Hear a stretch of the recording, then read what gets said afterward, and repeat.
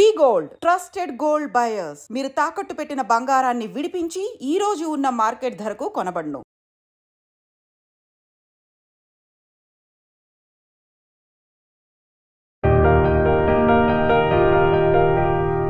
నెయ్యి ఆర్గానిక్గా చేసింది. ఆర్గానిక్ నెయ్యి అంటే నూనె కన్నా నెయ్యి చాలా మంచిది. అది వండుకుంటున్నప్పుడు వేసుకుంటే కూరలో, లేకపోతే అన్నంలో కలుపుకొని తీసుకున్నా మంచిదే.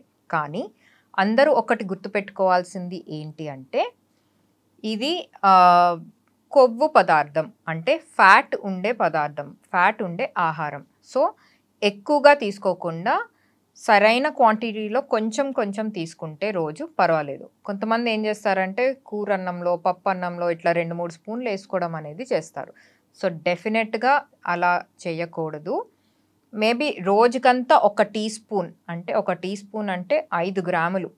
సో అది తీసుకుంటే రోజంతా పర్వాలేదు, చిన్నవాళ్ళైనా పెద్దవాళ్ళైనా. చిన్నవాళ్ళకు కూడా ఇప్పుడు ఎదిగే వయసు కదా అని చాలామంది 1 సంవత్సరం పిల్లలకి కానీ, లేకపోతే 2 సంవత్సరాల పిల్లలకి కానీ చాలా ఎక్కువగా వేసేసి వాళ్ళకి అన్నం కలుపుతూ ఉంటారు. సో డెఫినెట్గా ఇలా చేయకూడదండి. మనకి ఎంత అవసరమో అంతనే తీసుకొని అంతనే వేయాలి. సో పిల్లలు ఎదుగుతున్నారు, వాళ్ళు ఇంకా లావుగా కనిపించాలి, చబ్బీగా కనిపించాలని ఎక్కువగా 3-4 స్పూన్లు లేకపోతే పావు కిలో వేసేవాళ్ళు కూడా ఉంటారనమాట. అంత వేసేస్తూ ఉంటారు వాళ్ళు మొత్తం రోజంతా తినే ఆహారంలో.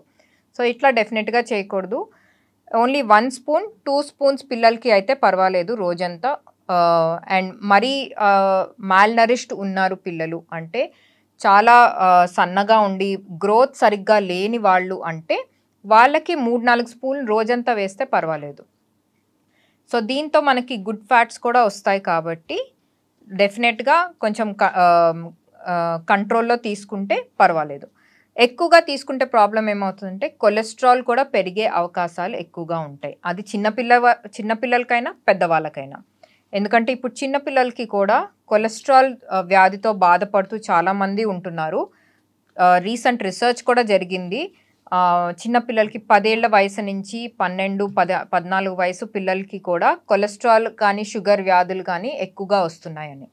సో డెఫినెట్గా పిల్లలకి కూడా మరి ఎక్కువగా నెయ్యి వేస్తూ వాళ్ళకి ఇబ్బంది పెట్టద్దు.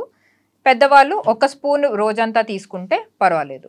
సో ఇప్పుడు నెయ్యి కూడా చాలా రకాలుగా దొరుకుతుంది కదా. అంటే A2 కౌ ఘీ, లేకపోతే గేదె పాలు కానీ, లేకపోతే ఆవు పాలు కానీ, ఇట్లా డిఫరెంట్గా దొరుకుతుంది. సో ఆవు పాలు మంచిదండి. అండ్ ఇంకోటి ఏంటంటే A2 కౌ ఘీ అని ఉంటుంది. సో ఇది అన్నిటికన్నా మంచిది. సో దీంట్లో ఏంటంటే కొన్ని విటమిన్స్ కూడా అనేవి ఉంటాయి కాబట్టి, సో ఈ పాలు నుంచి చేసే నెయ్యి అయితే మంచిదన్నమాట. సో గేదె పాలది కొంచెం తక్కువగా వాడితే బెటర్. ఆవు పాలది వాడుకుంటే ఇంకా మంచిది. ఎందుకంటే ఇది ఇంకొంచెం ఆవు పాలలో ఫ్యాట్ కంటెంట్ అనేది యాక్చువల్లీ తక్కువగా ఉంటుంది. సో పర్సంటేజ్ గేదె పాలు కన్నా ఆవు పాలే బెటర్. సో ఆవు పాలు నెయ్యి కూడా కొంచెం ఫ్యాట్ పర్సెంట్ అనేది కొంచెం తక్కువగా ఉంటుంది. సో A2 కౌ ఘీ అది కొంచెం ఎక్స్పెన్సివ్, అందరూ కొనుక్కోలేము.